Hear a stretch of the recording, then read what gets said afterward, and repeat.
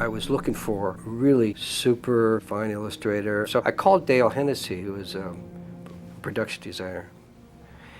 And I had known Dale for years and respected his work as an illustrator. And I said, gee, who would you recommend? He said, well, there's a guy I just used.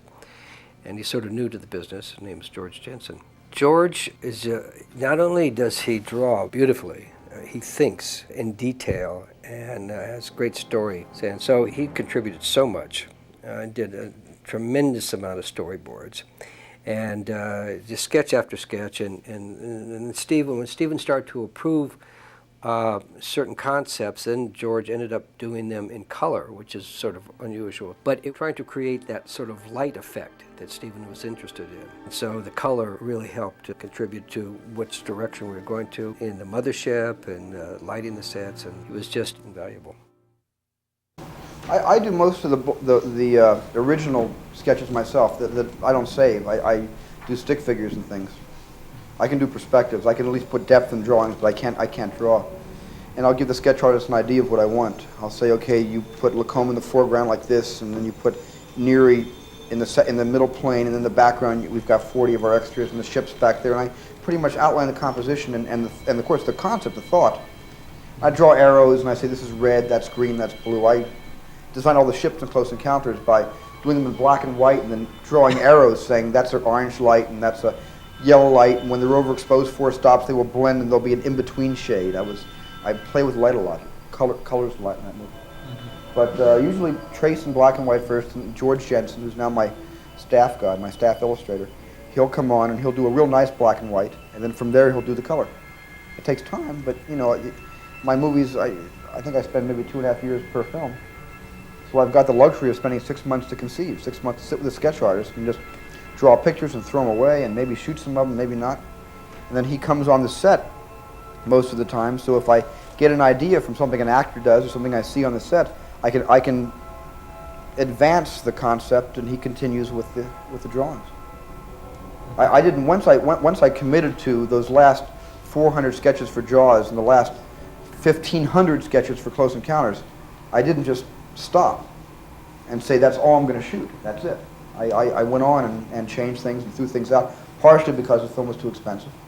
There was a whole sequence in the original storyboard for Close Encounters where these little cuboids about the size of a fist and too bright to look at come out of the ship, about 10,000 of them, and they become like coordinates. They become little tugboats, and they ferry the mothership across the base of operations, and they land the mothership at the end of the landing lights.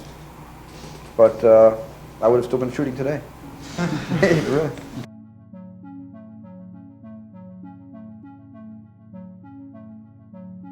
I mean, it all begins with seeing a picture in your mind and wanting that picture exactly up on the screen, and how to do it. In some cases, I knew how to do it and did it, and did it myself. Other cases, I had no idea how to do it. So I was dependent on the technology, the motion control system, the tank of water, to get these effects and make them real. I can't tell you how many times on a major effect with, let's say, the mothership or any of the small objects, we went back for 10 or 15 different takes because none of them were right. Terrible. My first concept of the mothership was completely limiting. It was a black, pie-shaped wedge with a little tip on the end. It is all black. All it did was, it was a phantom shape that blotted out the stars. All you knew was something darker than the sky was moving out from behind the mountain. And for me, that was going to be very, very terrifying to see something so huge, it just blacked out the sky, no bulkhead, no rivets, no lights, nothing. At the last minute, it would turn on and land. And that was the first concept, and I saw it. They built a wedge for me. I said, I'm leading up to this in the third act of my movie, a black wedge with a circle on the bottom that's going to land. After all this, a black wedge is going to come down. And I got that catharsis in Bombay, India. On the way to and from the Bombay location, I passed a huge oil refinery with like 10,000 lights inside the pipes and tubes. It was amazing to see at night. It was fantastic. And I sketched that down, and when I came back to LA, I was up at Mulholland Drive, and I said, wouldn't it be neat to take the lights of the San Fernando Valley and invert them beneath the oil refinery concept from Bombay? So I had George Jensen draw it up, and that's how the mothership came into being.